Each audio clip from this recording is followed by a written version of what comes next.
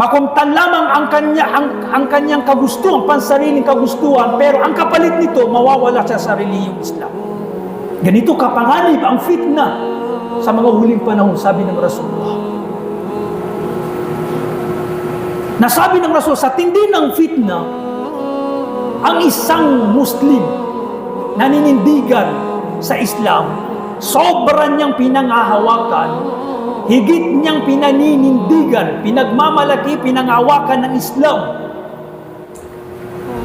Kung hindi siya mag-iingat, hindi niya panghawakan ng Islam ng mahigpit, marahil malihis siya, marahil makagawa siya ng kasalanan na inalintulad ng Rasulullah sallallahu alaihi wasallam sa isang lalaki na nakahawak.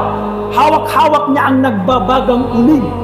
Ganito niya pinanghawakan, pinanindigan, tinitiis. Pinanindigan ang kanyang agama at tinitiis na makagawa ng mga fitna o masadlak sa mga fitna. Subhanallah. Isipin niyo kung ganito katindi ang fitna. Ya'ti 'alan nasi zaman al-qabid 'ala dinihi qal-qabid 'ala al-jamar. Sabi ng Rasulullah, darating sa mga tao ang panahon na kung saan ang naninindigan sa kanyang relihiyon ay kahalintulad ng nakahawak sa nagbabagang uling. Yung agama mo parang nagbabagang uling.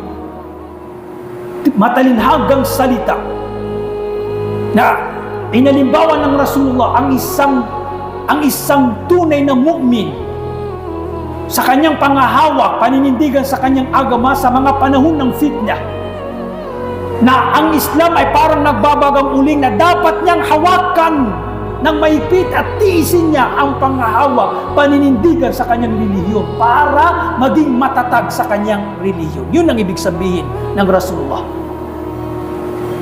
Na kung sa tindi ng panahon, kung hindi mo hawakan ng uling, nagbabagang uling, makakagawa ka ng kasalanan, malilihis ka. Yan ay paghalimbawa ng Rasulullah sa tindi ng fitna sa mga huling panahon. Ay pagbibigyang aware, pag-iingat sa atin ng Rasulullah at paghahabilin sa atin ng Rasulullah na dapat natin panghawakan ng Islam ng mahigpit sa lahat ng aspeto nito para hindi tayo nasasadlag sa fitna.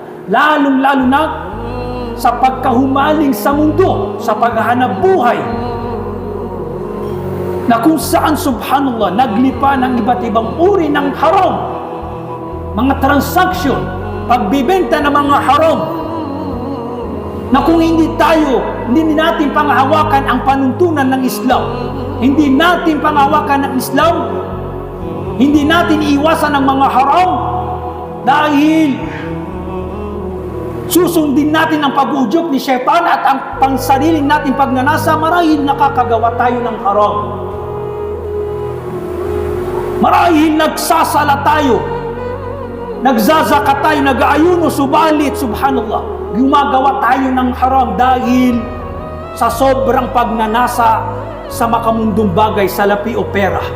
Wala tayong pagkakontento, wala tayong takot kay Allah subhanahu wa ta'ala. Ito ay fitna, subhanallah.